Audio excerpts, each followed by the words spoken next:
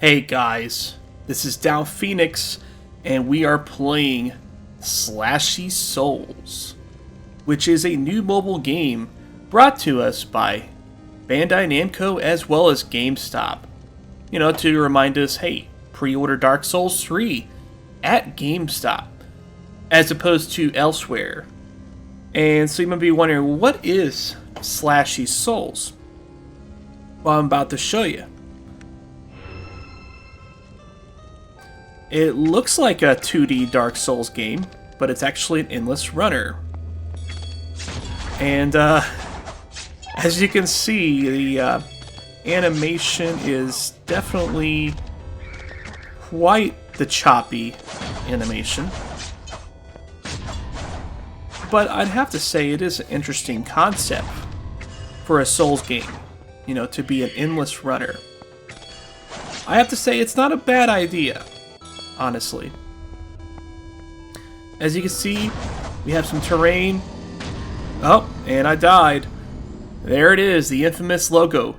You died. Haha, of course. So let's give it another go. I got a badge. I'm not sure what the badge is supposed to be for, but it does have an option in the menu where you can look at badges. Okay, so... Oh, okay, because I got 100 pickups. I've already played this game, obviously. Yeah. But whatever. Anyways, I do have to bring up one really good point about this game. There is no microtransactions whatsoever. It is a free-to-play game, and it's absolutely free. Other than, obviously, the splash screen here with the pre-order Dark Souls 3 at GameStop, it doesn't even have advertisements. So that's always nice. That's points for that, I guess. Not much else, unfortunately. This game is really janky feeling. Is that a Estus flask? Oh, it is. Okay, nice. So, at least whoever developed this game clearly had played a Dark Souls game before, because they do get some very general basic ideas behind it. Unfortunately, there's not any way to do any control over your attacks. Oh, but there are traps, and you can die from them. Just like in a Dark Souls game. You die quite easily. My best score is 5,500. I doubt I'm going to get anywhere near that. Might as well, though. I don't know why it spawns an item there at the very beginning. That's really silly. I don't get that. Oh, look at that. A little choppiness. Which, by the way, keep in mind, I've got a pretty sweet phone. It's a LG G Flex 2, which has the Snapdragon 810 processor, which can get a little hot when playing video games, but it's a very beastly processor. You know, it handles games very well. So it's kind of sad that this really basic game had some latency there. It just didn't make any sense. So I can't jump over that. There's like, it's the crappiest jump ever. It's like a way crappier jump than you actually get in a proper Dark Souls game. But actually, neat thing is, you know, they have a lot of enemies and stuff that harken back to the old games. Like, obviously, we've got these skeletons, of course. I mean, they've always had skeletons since Demon Souls. But skeletons are a pretty generic enemy.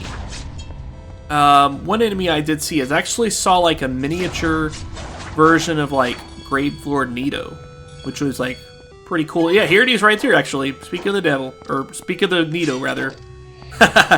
You can dodge too, and you got this black fog. I guess this is keep you from you know, staying back too far. So I died from the black fog this time.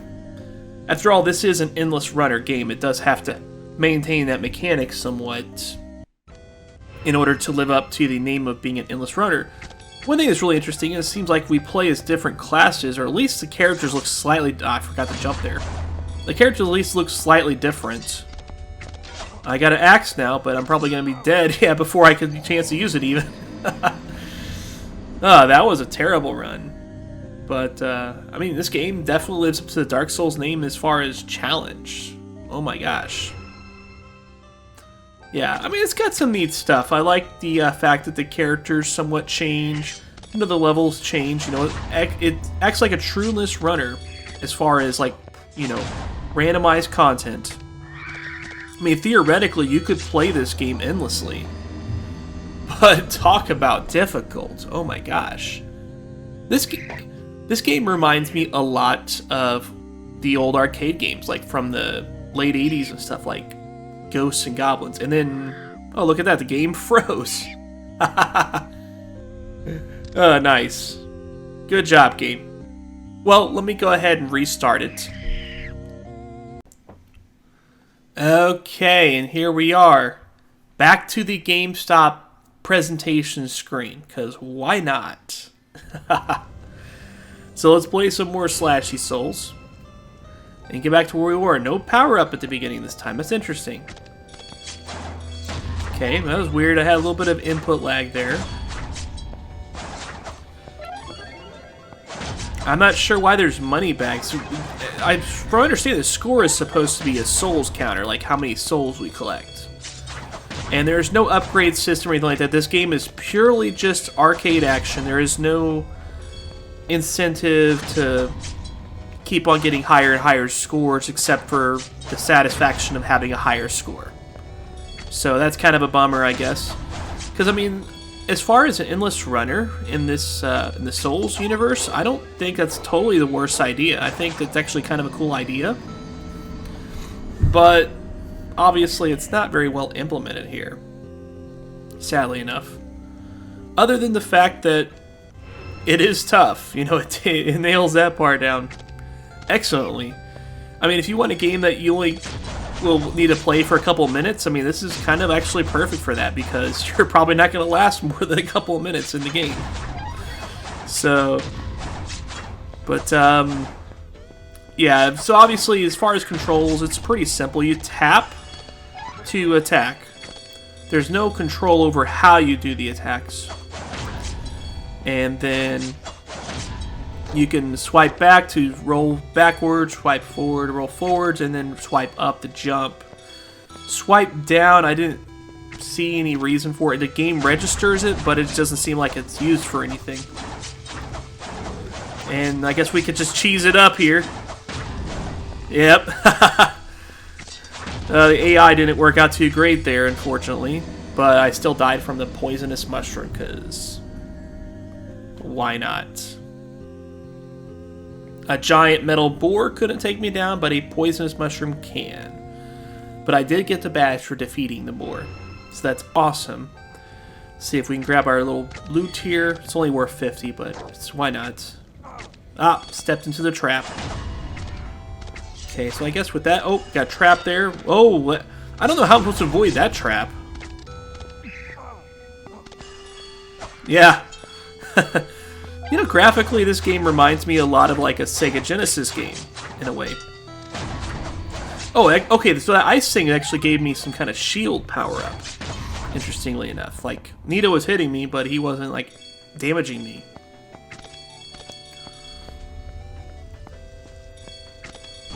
I mean, this game has some promising things to it. It's just a lot of work really needs to be done. I mean, I get it, though. I mean, like I said, it is an absolutely free-to-play game. There's no microtransactions or any kind of monetization, so what incentive do they really have to give us a good game? Right? It's just a fun little distraction to remind you, hey, you know, GameStop's got the upcoming Dark Souls 3 ready to pre-order, so you should get on that. And, you know, it's kind of crazy how much of a fan I am of Dark Souls, yet I suck at the games. But I really enjoy the pure experience that they provide. You know, like, they remind me a lot of games I played as a kid. You know, like the original Legend of Zelda and Metroid and various games like that, which had a certain essence and purity that is lost on games nowadays, at least most of them. But it seems like it's actually coming back, which is really nice. So we finally get to use the axe now. Let's check it out. Dang, the axe is pretty nice. It seems like it cleaves enemies up pretty nicely. Yeah. Maybe I need to, like, instead of rapidly tapping, I just need to... Oh, now I got a flaming sword. That's even better, honestly. But the axe seemed like they had a little bit better range. I don't know. So we got the fire scroll in case we come across Nito or someone else like that.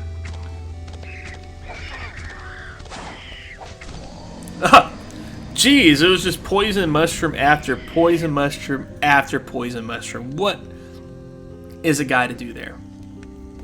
I don't know. Yeah.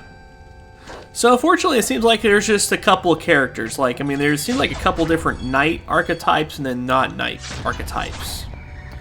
Pretty bare bones as far as the... I don't know what happened there. My controls are just completely messed up. So you can see on the screen, it slightly flashes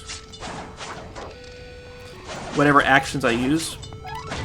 I can't roll back because I'm going to get killed by the fog, so I take that hit. Okay. We just gotta hope we get an Estus flask here. But yeah, I mean, I guess if you want to see what a Dark Souls game might have looked like in the arcade, this game's probably a pretty good way to see that. Not really a good arcade game. I mean, this would be one of the ones that you play like once or twice. You put a couple of quarters in and you're like, you know, this game kind of sucks. It doesn't have any value. And it's also very buggy, I might mention, too. Because, again, I've died, and it seems like after several deaths, it just eventually freezes up. So hopefully they get that fixed. I mean, the game hasn't got a very good review on the Google Play Store right now. It only has like 2.5 stars. Ouch. But it's totally free to try if you guys want to try it. It's a fun little diversion, I guess. I mean, but...